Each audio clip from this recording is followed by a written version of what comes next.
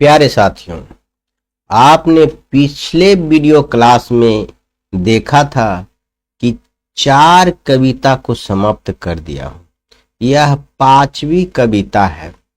Class 10th का जो आपका गोधूली है उसमें काव्य खंड से यह 5वीं कविता है और 4 कविता जैसे कि राम नाम बिनु बिरथे जन्म जन्मा, प्रेम आईनी श्री राधिका, अति सुधो स्नेह को मारता और एक बताए हैं। और यह हम 5वां कविता बता रहे हैं और यह 5वां जैसे पहले हम बताए हैं उसी प्रकार से बताएंगे।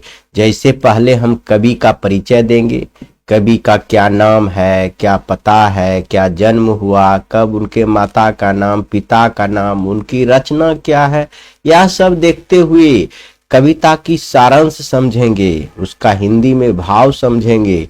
उसके बाद ऑब्जेक्टिव और सब्जेक्टिव सभी लगाएंगे, यानी ऑन शॉट मतलब ऑन शॉट। ऐसा नहीं है कि मैथ में जो हम बहुत 2-3 वीडियो डाले हैं, कुछ वीडियो उसमें ऑन शॉट बोले हैं लेकिन ऑन शॉट दिए नहीं है, क्योंकि मैथ में थोड़ा लंबा हो जा रहा है। यह तो छोटा सा कविता है, आराम से वन शॉट हो जा रहा है। हम तो आधा घंटा में सबका वन शॉट निकाले हैं इसका, और उसमें एक भी लाइन नहीं छोड़े। और उसका हिंदी भी नीचे लिख दिए हैं कि बच्चों को दिक्कत हो तो पढ़ के उतार के समझ सकते हैं, वीडियो रोक के।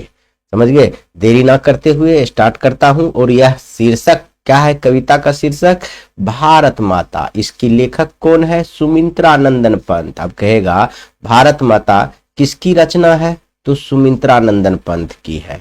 तो इसका लेखक का परिचय अब देखेंगे। अब देखिए, कह रहा है मातृहीन पंथ एक ही साथ में मां और नायिका का दर्शन करता है। सुमित्रा नंदन पंथ का जन्म, सबसे इंपॉर्टेंट चीज, जन्म कब हुआ? 1900 ईस्वी में अल्मोड़ा जिले के, कौन जिला में हुआ था? अल्मोड़ा जिले के रमणीय स्थल कौसानी उत्तरांचल यानी वर्तमान उत्तराखंड में हुआ था। समझ गए?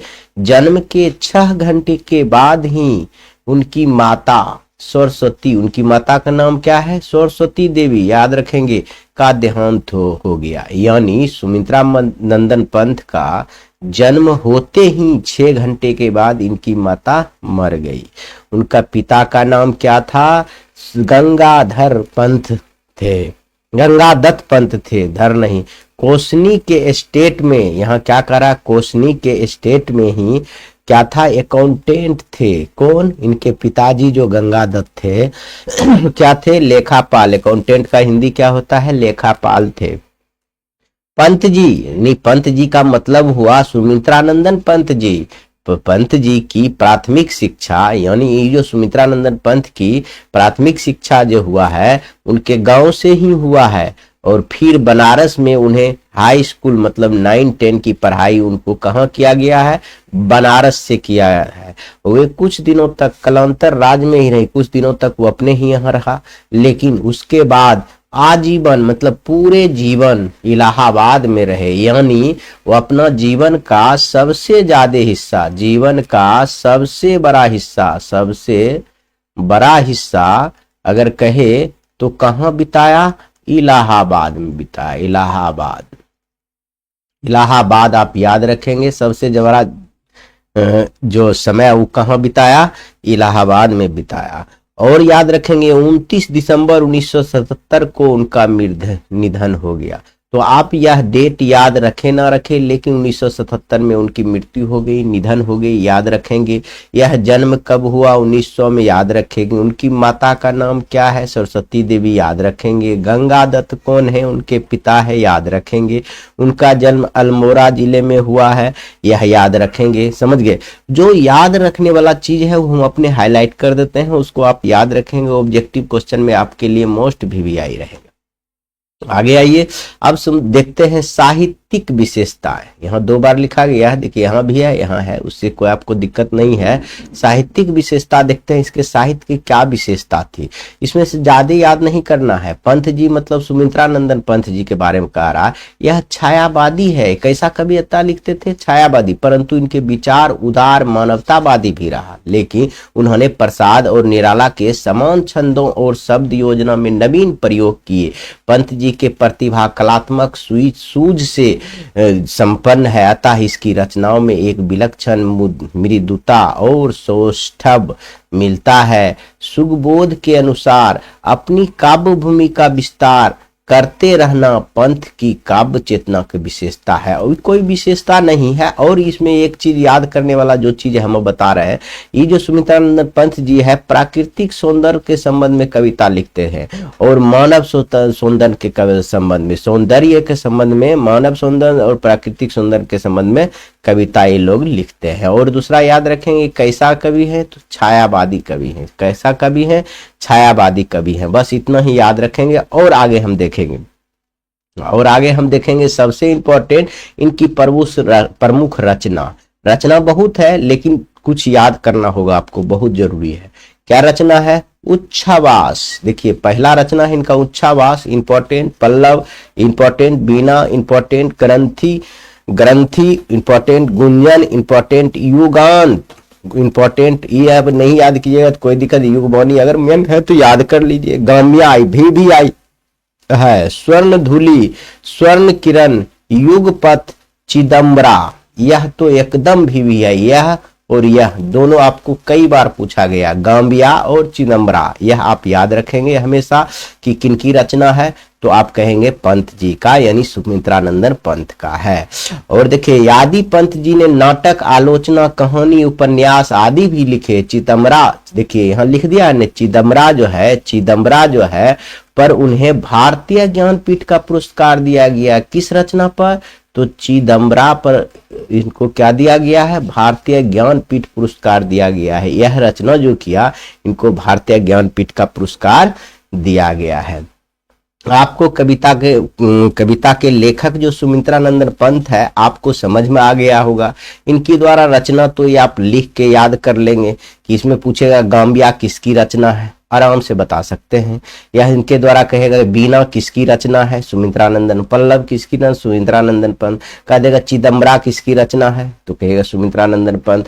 इनका जन्म कब हुआ, ये कैसा कवि है, तो छायावादी कवि है। किस प्राकृतिक सौंदर्य और मानव सौंदर्य को विशेष ध्यान दिया गया है। इस पर जन्म, मरण, माता पिता का नाम, यह सब अगर याद रखेंगे तो बहुत अच्छा है, समझ गए। और अब देखिए, अब आएंगे हम कविता पर, और यहाँ देखिए कविता का छोटा सा परिचय है, और इसमें यह दिया गया है कि आपको कविता में क्या पढ़ना है। देखिए कविता परिचय, यानी प्रस्तुत कविता भारत माता, क्या है शीर्षक? भारत माता। पंत जी मतलब सुमित्रानंदन पंत जी की कविताएं के संग्रह गाम्या से संकलित है। देखिए यह बहुत वीवीआई है। अब कहेगा यह जो भारत माता कहां से लिया गया है, तो गाम्या से लिया गया। गाम्या का रचना कौन किया है?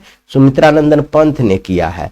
तो इसका भी रचना, तो भारत माता की भी रचना कौन किया है? सुमित्रानंदन पंत ने किया है।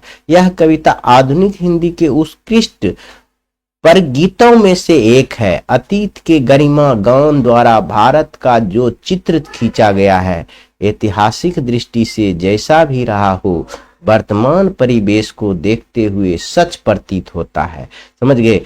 बहुत इसमें आपको भारत के बारे में सुमित्रानंदन पंत ने बहुत सुंदर से वर्णन किया है, और इनके बारे में अब हम डिटेल से देखेंगे।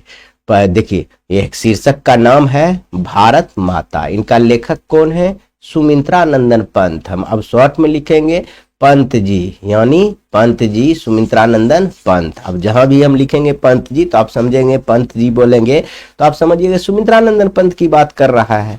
तब देखिए यहाँ लिखा हुआ है भारत माता ग्राम वासिनी, मतलब कह रहा है भारत माता जो है ग्राम में निवास कर रहा है। वासिनी मतलब निवास। खेतों में फैला है श्यामल, खेतों में फैला है कौन चीज? श्यामल मतलब धूल, मल फैला है, मल मतलब धूल होता है। खेतों में फैला है श्यामल और धूल भरा मैला सा आंचल गंगा यमुना में, आंसू जल मिट्टी के प्रतिमा उदासीनी।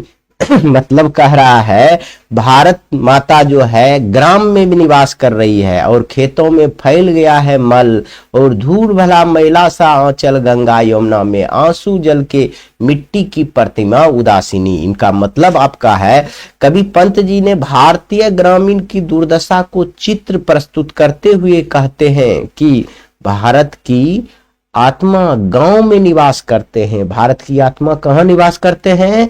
गांव में निवास करते हैं, जहां खेत सदा हरे हरे भरे रहते हैं, किंतु यहाँ के निवासी शोषण की चक्की में पिसकर मजबूर दिखाई देते हैं।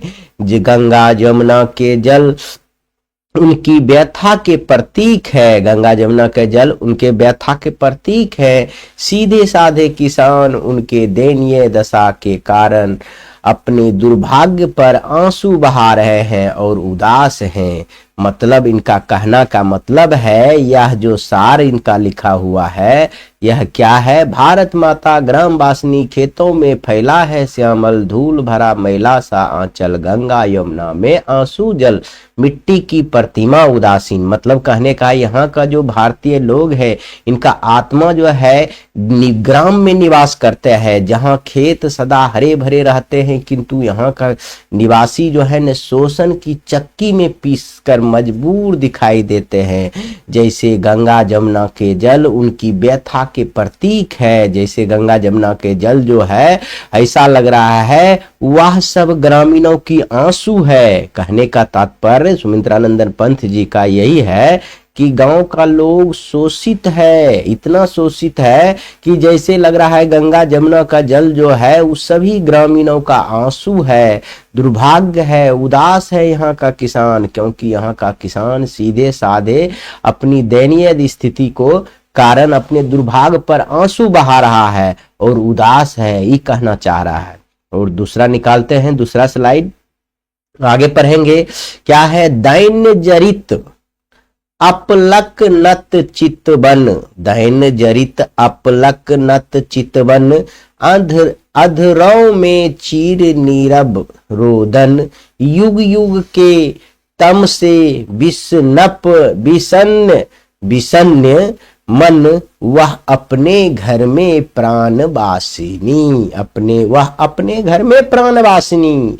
इनका मतलब हुआ, देखिए लिखा हुआ है कितना सुंदर से मतलब। पंत जी भारत माता के उन कर्मठ सपूत किसानों के दयनीय दशा एवं दुख पूर्ण जीवन की करुणा कहानी प्रस्तुत करते हुए कहते हैं, जमींदारों एवं सूदखोर साहूकारों के शोषण उन्हें अति गरीब चेतना शून्य बना दिया है। मतलब इस कहानी का सार्थ है, दैन्य जरित अपलक नत चितवन, अधरों में चीर नीरब रोदन, युग युग के तम में विषन्न मन, वह अपने घर में प्राणी बीसनी।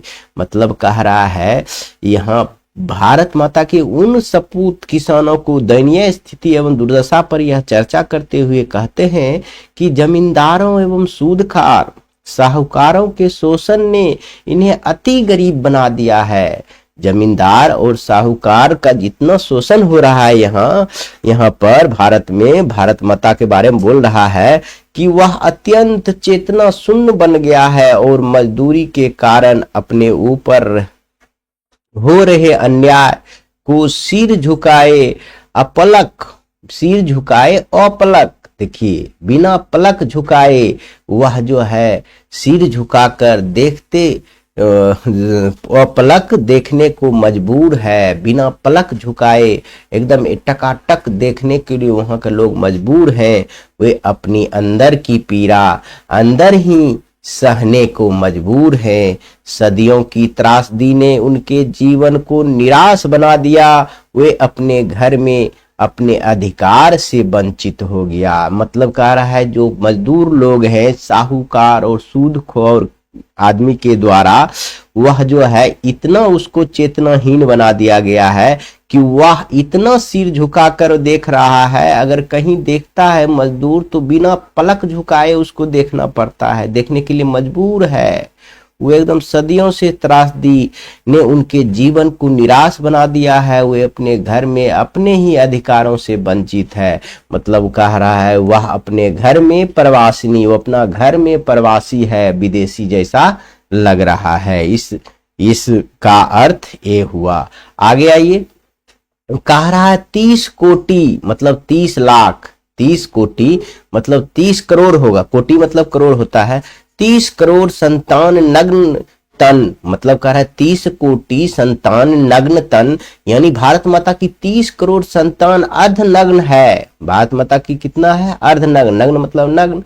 अर्ध क्षुधित, शोषित, निरस्त जन, मूढ़, असभ्य, अशिक्षित, निर्धन, नतमस्तक, तरुतल निवासिनी। मतलब कह रहा है, देखिए कितना सुंदर से लिखा है, अंग्रेजी शासन की क्रूरता के कारण, अंग्रेज की शासन है उसकी जो बहुत घिनौना हरकत के कारण, क्रूरता के कारण भारत माता की करीब 30 करोड़ संतान अर्धनंग है, आधा नंगा रहता है, तथा आधा पेट खाकर, अर्ध पेट मतलब आधा पेट खाकर जीवन व्यतीत करने को विवश है। इसमें प्रतिकार और विरोध करने की शक्ति नहीं है। वे मूर्ख, असभ्य, अशिक्षित, गरीब, पेड़ के नीचे गर्मी, वर्षा तथा जाड़ा का कष्ट सहन कर रहा है। इनका मतलब ये हुआ, यह अंग्रेजी शासन के कारण, यह जो है यहाँ की जनता के बारे में लिखा है। सुमित्रा नंदन पंत ने यह कविता में बहुत ही सुंदर लिखा है। यह कविता आपके एग्जाम के लिए बहुत ही इंपॉर्टेंट है। कई बार सब्जेक्टिव और ऑब्जेक्टिव क्वेश्चन पूछा गया है। कहने का है, अंग्रेज की क्रूरता शासन के कारण, अंग्रेज की गलत शासन के कारण भारत माँ के लगभग 30 करोड़ संतान आधा नंग है, आधा पेट खाने के लिए विवश है, तथा इसका तिरस्कार, विरोध करने की शक्ति नहीं है इनके पास, क्योंकि ये मूर्ख है, असभ्य है, अशिक्षित है, गरीब है, एक पेड़ के नीचे ठंडा, गर्मी, वर्षा सब में रहने के लिए, सहन करने के लिए तैयार है, क्योंकि इनके पास शिक्षा नहीं है। ये अपना क्या कहते हैं कि अपना अधिकार नहीं मांग सकता है, ये कहने के तात्पर्य है। आगे देखिए अगला लाइन है, स्वर्ण सस्य पर पद तल लंठित, धरती सा सहिष्णु मन कुंठित, करंदन कंपित अधर मौन स्मित, राहु ग्रंसित शारदेन्दु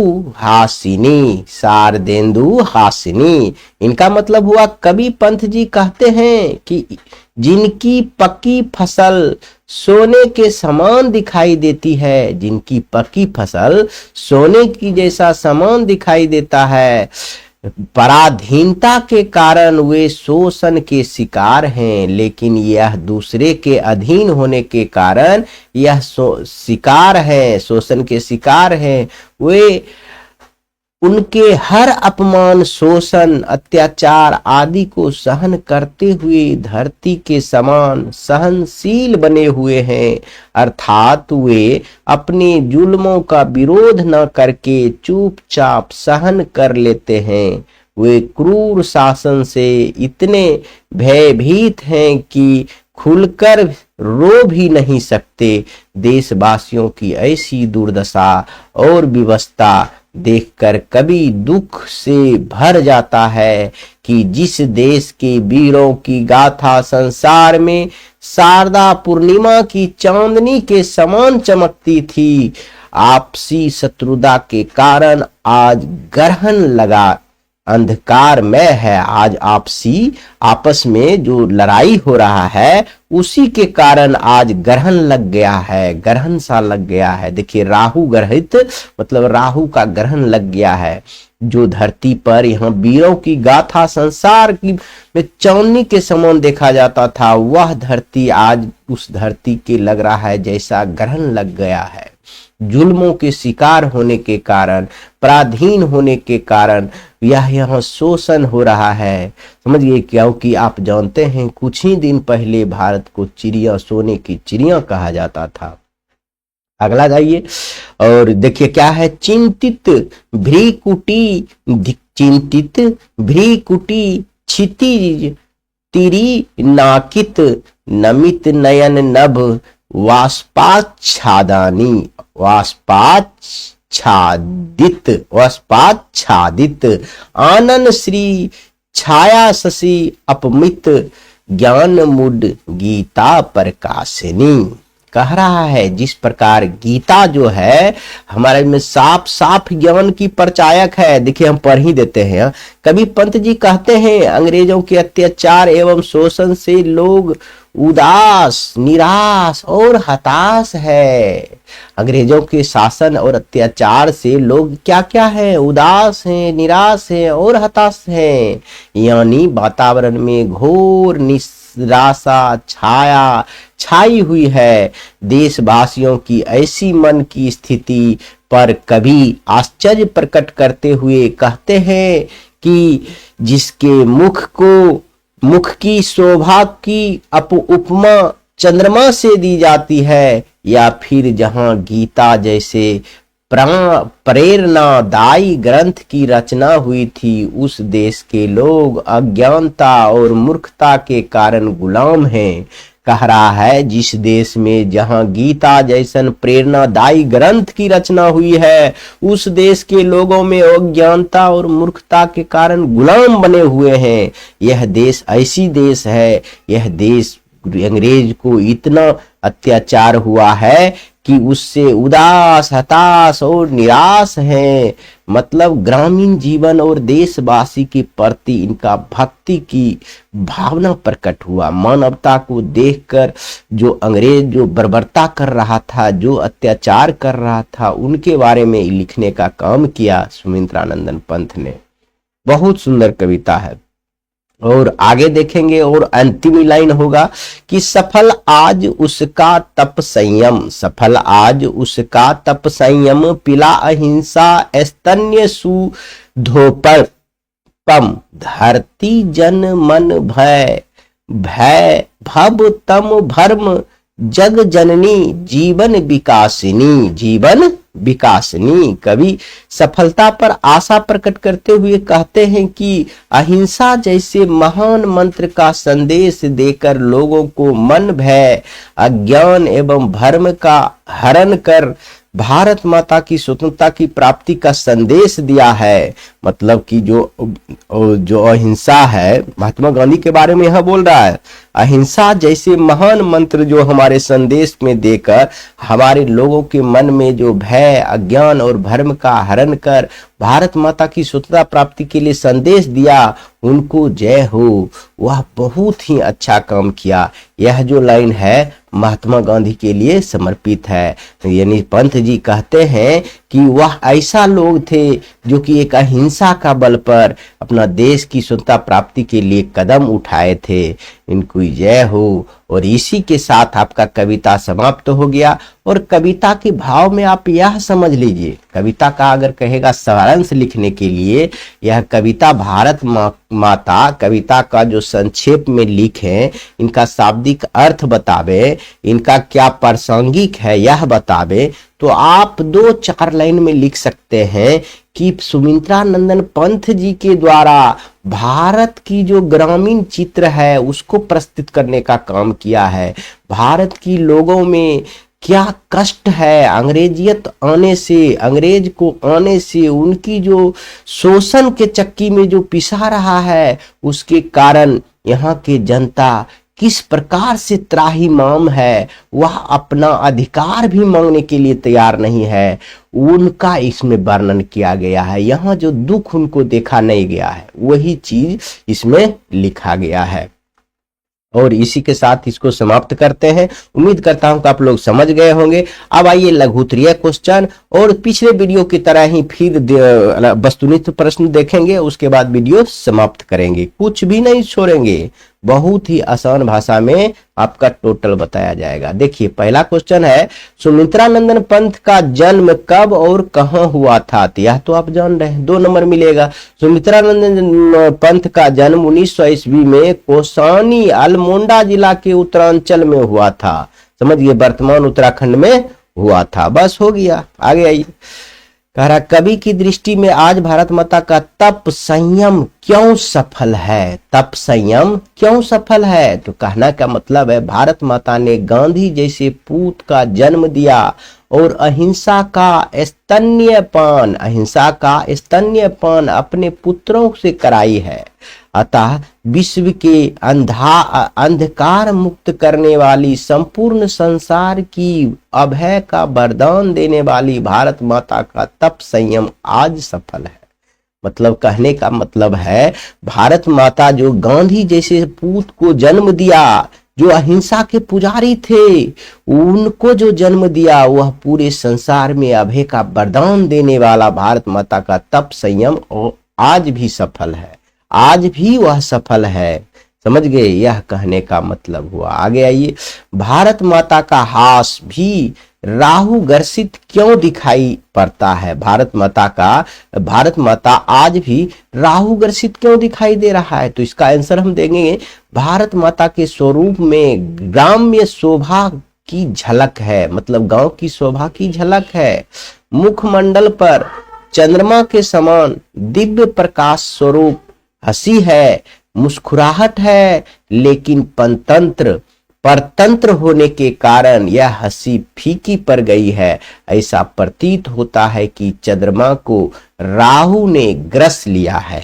देखिए पंत जी कहना चाह रहे हैं कि भारत माता का हास भी राहु ग्रसित क्यों दिखाई दे रहा है? उनका कहने का मतलब है यहाँ तो ग्राम शोभा का रूप है, भारत का गांव जो है एक शोभा का झलक है, लेकिन यहाँ का मुस्कुराहट छीन लिया गया है। जैसा परतंत्र होने के कारण यहाँ का मुस्कुराहट फीकी पड़ गई है। ऐसा लग रहा है जैसे चंद्रमा की राहु ने ग्रस लिया है, डस लिया है, खा लिया है। समझ गए? यह लिख देंगे, काफी हो जाएगा। आगे आइए। कवि भारत माता को गीत प्रकाशिनी मानकर भी ज्ञान मूढ़ क्यों क्यों कहता है? समझ जाइए। कहता है परतंत्र भारत की ऐसी दुर्दशा हुई है कि यहाँ के लोग खुद दिशाविहीन हो गए हैं, दास्ता में बंधकर अपने अस्मिता को खो दिए हैं, आत्मनिर्भरता समाप्त हो गई है। इसलिए कवि कहता है भारत माता गीता प्रकाशिनी है, फिर भी ज्ञान मूढ़ बनी हुई है। कह रहा है भारत जैसा देश में जहां गीता का लिखने वाला है, वहां भी आज क्यों लोग मुग्ध बना हुआ है, क्यों नहीं अपना अधिकार मांग रहा है? सिर्फ इसी के कारण, क्योंकि परतंत्र हो गया है, परतंत्र है, दूसरे के अधीन है। इसलिए एक ही चीज को लिखना है, ऐसे कोई विशेष नहीं लिखना है। समझ गए? अगला है क्वेश्चन, कविता में कवि भारतवासियों का कैसा चित्र खींचता है? कविता में कवि भारतवासियों को कैसा चित्र खींचता है? अथवा क्वेश्चन रहेगा भारत माता शीर्षक कविता में पंत जी ने भारतीयों को कैसा चित्र खींचा है? बात बराबर है। तो इसमें दोनों क्वेश्चन में से रहेगा तो क्या लिखिएगा? प्रस्तुत कविता में कवि दर्शाता है कि परतंत्र भारत की स्थिति दयनीय हो गई है। मतलब परतंत्र मतलब अंग्रेज के द्वारा जो शासन चल रहा है, वो उसका जो भारत का स्थिति जो है दयनीय थी। परतंत्र भारतवासियों की नंगे बदन भूखे रहना पड़ता था। यहाँ की 30 करोड़ जनता शोषित, पीड़ित, मूढ़, असभ्य, अशिक्षित, निर्धन एवं वृक्षों के नीचे निवास करने वाली थी। मतलब कविता में लिखना चाह रहे थे यह परतंत्र भारत की स्थिति एकदम दयनीय थी। यहाँ का लोग आधा नंगे रहते हैं, आधे पेट खाते हैं, पेड़ के नीचे सोने के लिए विवश रहते हैं, रहने के लिए ठंडा गर्मी जाड़ा सभी में। यही इस कविता के शीर्षक पंत जी को भारतीय के चित्र प्रस्तुत किया गया है, भारतीय के बारे में। तो अगला क्वेश्चन है भारत माता अपने ही घर में प्रवासिनी क्यों बनी हुई है? तो यह तो आपको कई बार बताया है। तो इसमें देखिए क्या लिखा हुआ, भारत माता अंग्रेजों ने गुलामी के जंजीर में जकड़ रखा है था, परतंत्रता की बोरी में जकरी काल के कुचक्र में फंसी विवश भारत माता चुपचाप अपने पुत्रों पर किए गए अत्याचार को देख रही थी। इसलिए कवि ने परतंत्र को दर्शाते हुए रीत किया है कि भारत माता अपने ही घर में प्रवासिनी बनी हुई है, मतलब अपने ही घर में मेहमान बने हुए हैं, परदेश बने हुए हैं। इतना इसके पास जुल्म ढा रहा है भारतीयों के पास, भारत के पुत्र के पास, भारतीयों के लोग के पास, किसान के पास, मजदूर के पास विवश कर रहा है अंग्रेज, लेकिन यह अपना मुंह उठाकर अधिकार तक नहीं मांग रहा है, जबकि इनका अपना अधिकार था। यही कवि का भाव है कविता में। आगे आइए, और यह अंतिम क्वेश्चन होगा, उसके बाद ऑब्जेक्टिव क्वेश्चन देखेंगे। क्वेश्चन क्या है, कविता के प्रथम अनुच्छेद में कवि भारत माता का कैसा चित्र प्रस्तुत किया है? अथवा कहेगा भारत माता कहाँ निवास करते हैं, तो कहेंगे ग्रामीण में। अर्थात कहेगा भारत माता कवियों में कवि भारतीय वासियों को कैसा चित्र प्रस्तुत किया है, सेम क्वेश्चन है। तो लिखेंगे कविता के प्रथम अनुच्छेद में भारत माता के ग्रामवासी मानते हुए तत्कालीन भारत का यथार्थ चित्र प्रस्तुत किया है। उस समय जो भारत जैसा था वैसा चित्र प्रस्तुत किया है ग्रामीण भारत का। भारत माता का फल स्वरूपी श्यामल शरीर है, श्यामल शरीर है, धूल धूस रित मैला या सा आंचल है, गंगा यमुना जल के जल अश्रु स्वरूप है, आंसू स्वरूप है। क्या है? आंसू स्वरूप है। ग्राम्य छवि को दर्शाते हुए भारत माँ की प्रतिमा उदासीन है। उसका पहला पंक्ति को इसमें थोड़ा सा वर्णन कर दीजिएगा कि पंत जी के अनुसार कहा जाता है भारत माता ग्राम में बसते हैं और यहाँ का लोग श्यामल हैं, और क्या है? धूल रहित मैला सा आंचल है, गंगा जमुना का जल जैसा लग रहा है, आंसू के स्वरूप है। ग्राम जीवन की दर्शाते हुए उन्होंने बोला है। अब देखिए, हम देखेंगे ऑब्जेक्टिव क्वेश्चन, उसके बाद वीडियो को समाप्त करेंगे और बहुत जल्द आपका यह समाप्त होते ही कहानी स्टार्ट करेंगे।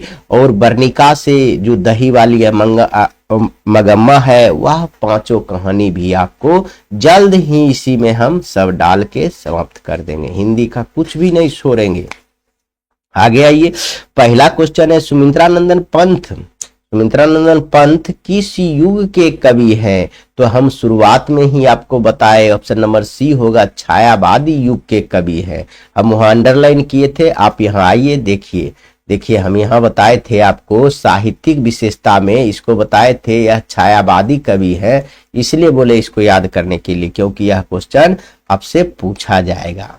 देखिए यह एक नंबर हो गया। दूसरा नंबर आइए, पंत मतलब सुमित्रानंदन पंत को किस रचना पर ज्ञानपीठ का पुरस्कार दिया था, में प्राप्त हुआ था? चिदम्बरम में प्राप्त हुआ था। ये आपको अलग से हम लिख के बताए थे, इसलिए कि यह जरूरी है।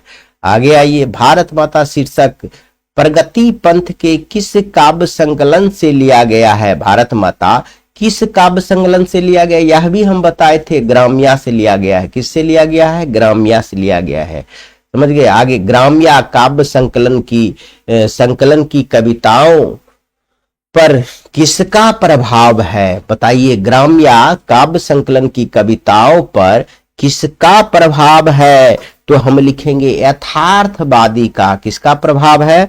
यथार्थवादी का प्रभाव है। अगला, ये प्राकृतिक का सुकुमार कवि किसे कहा जाता है? प्राकृतिक का सुकुमार कवि किसे कहा जाता है? तो सुमित्रानंदन पंत को कहा जाता है। प्राकृतिक का सुकुमार है ये, समझ गए? याद रखेंगे ये सब बात। भारत क्या है बताइए? भारत के माता के संबंध में क्या सही है? भारत माता के संबंध में हम क्या कह सकते हैं? क्या सही हो सकता है, यह बताइए आप। भारत माता के संबंध में क्या सही हो सकता है? तो ग्राम वासिनी, भारत माता कहाँ में बसता है? ग्राम में बसता है, यह आप जान चुके हैं। समझ गए? हम 2-3 बार इसलिए रिपीट करते हैं कि यह जो हम कई बार बता चुके हैं। पहला ही लाइन है, भारत माता कहाँ बसती है? ग्राम में बसती है।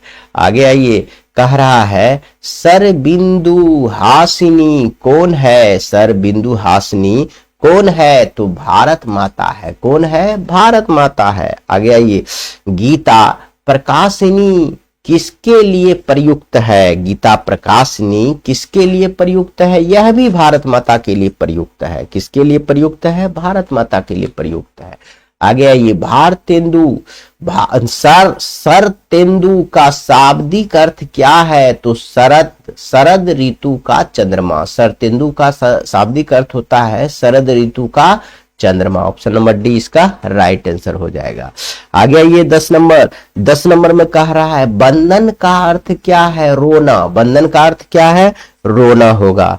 बस आगे आइए, तप संयम कौन सा समास है? देखिए समास भी एक आधो घुसा दिए हैं कि आपको याद हो जाएगा, तो यह हो जाएगा द्वंद्व समास हो जाएगा। क्या हो जाएगा? द्वंद्व समान। ऑप्शन नंबर डी हो जाएगा। पंथ का जन्म कब हुआ था? ये तो बहुत आसान क्वेश्चन है, यह तो आप शुरू में बताए हैं। Option number A.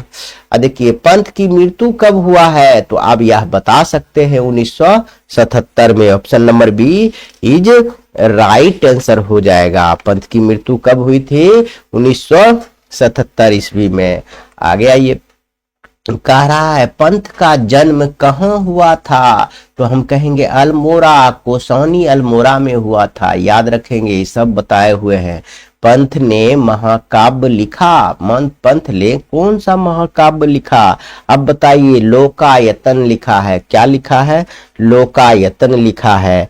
आगे आइए, कह रहा है पंथ के पिताजी का क्या नाम था? पंथ के पिताजी का नाम अगर पूछे तो हम गंगा दत्त पंथ था। क्या था? गंगा दत्त पंथ था। आगे आइए, पंथ के माताजी का क्या नाम था? सरस्वती देवी थी, जो कि इनके जन्म के 6 घंटे के बाद ही 6 घंटे के बाद ही मृत्यु हो गई। सुमित्रानंदन पंथ के जन्म हुआ, उसके 6 घंटे के बाद ही इनकी मृत्यु हो गई। आगे आइए, कह रहा है पंथ ने 1916 ईस्वी में किस शीर्षक से कविता लिखी? तो गिरजे की घंटे से। गिरजे की घंटा से, यह याद रखेंगे, गिरजे की घंटा से। आगे आ जाइए, गंगा जमुना को कवि ने किससे मानक के रूप में प्रस्तुत किया? किसके मानक के रूप में प्रस्तुत किया? तो हम इसमें कह सकते हैं भारत के 2 आंख, भारत माता के 2 आंख के रूप में प्रस्तुत किया है। आगे आइए, तरुतल निवासिनी के माध्यम से कवि ने भारत के निवासियों को कैसा चित्रण किया है? भारत के निवासियों को कैसा चित्रण किया है? ये भारत के निवासियों को कैसा चित्रण किया है? तो दीनता का चित्रण किया है। कैसा चित्रण किया है? दीनता का चित्रण किया है। याद रखेंगे, भारत माता ने दुनिया को क्या दिया? भारत माता ने दुनिया को क्या दिया? तो गीता दिया, पवित्र ग्रंथ दिया। अब ये भारत माता कवि में भारत का कैसा चित्र प्रस्तुत किया है? तो देखिए, यह आपका होगा यथातत्व। यह आपकी दिया हुआ है कवि परिचय में, यह आपको दिया हुआ है। कैसा प्रस्तुत किया? यथातत्व प्रस्तुत किया है। आगे आइए, 23 नंबर सवाल है, जातीय अस्मिता की दृष्टि से इतिहास का प्रभाव कैसा है? जातीय अस्मिता की दृष्टि से इतिहास का प्रभाव कैसा है? तो ऑप्शन नंबर बी होगा, अविच्छिन्न है। आगे ये कवि के अनुसार भारत माता की आंख है। कवि के अनुसार भारत माता की आंख कैसी है? गंगा जमुना है। कौन है आंख? गंगा जमुना है। आगे आइए, आगे क्वेश्चन है, 30 कोटि संतान डैश सन। देखिए, इस कविता का एक लाइन उठा कर रख दिया है, तो यह तो आपको याद करेगा। 30 कोटि मतलब 30 करोड़ संतान जो है क्या है? नग्न है। क्या होगा? नग्न होगा यहाँ। तो नग्न कहाँ पर है? डी नंबर ऑप्शन राइट हो जाएगा। आगे आइए, भारत माता सारे जग की डैश है? माँ है। भारत माता सारे जग की क्या है? माँ है। गीता है। क्या है गीता? कर्म। गीता क्या है आप बताइए? गीता जो है आपका, गीता आपका क्या है? महाकाव्य, अरण्य, उपनिषद।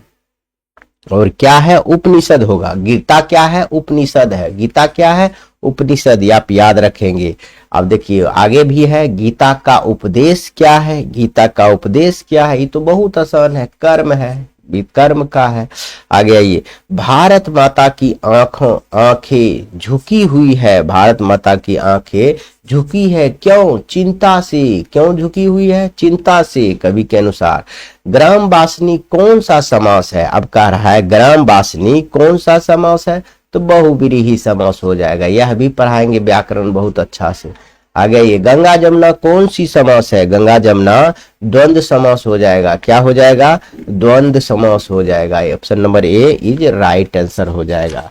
आगे आ जाइए, सैन्य जरित अपलक डैश चितवन। सैन्य जरित अपलक डैश चितवन, नत चितवन हो जाएगा। Option number C is right हो जाएगा। आगे आइए, किस रचना पर सुमित्रा नंदन पंत को ज्ञानपीठ की पुरस्कार मिला है? यह पहले भी क्वेश्चन आया था। चिदम्बरा से इसको ज्ञानपीठ का पुरस्कार मिला है। आगे ये भारत माता कहाँ निवास करते हैं? तो गांव में निवास करते हैं। Option number C is right answer हो जाएगा। सुमित्रानंदन पंत के अनुसार भारत माता किसकी मूर्ति है? सुमित्रानंदन पंत के अनुसार भारत माता किसकी मूर्ति है? तो उदास की घाटी है। किसकी मूर्ति है? उदास की घाटी की। उदास की घाटी की। अगला और अंतिम क्वेश्चन लग रहा है ये हो सकता है, देखते हैं। हाँ, ये अंतिम क्वेश्चन है, इसके बाद वीडियो समाप्त करेंगे। देखिए, सफल आज उसका तप संयम, पिला अहिंसा स्तन सुधोतम। प्रस्तुत पंक्ति किस कविता से लिया गया है? तो भारत माता कविता से लिया गया। इसी के साथ सारा आपका ऑब्जेक्टिव सब्जेक्टिव कविता का सारांश, कहानी परिचय का लेखक परिचय सब कुछ बता दिया। और उम्मीद करता हूं कि आप लोग समझ गए होंगे। नहीं समझे होंगे तो एक बार और वीडियो को रोक कर लिख के समझ लीजिएगा, पढ़ लीजिएगा, तो बहुत अच्छा से आपका इससे ज्यादा कुछ पढ़ने की जरूरी नहीं होगा, सारा क्वेश्चन बन जाएगा। इसी के साथ वीडियो को समाप्त करता हूं। जय हिंद।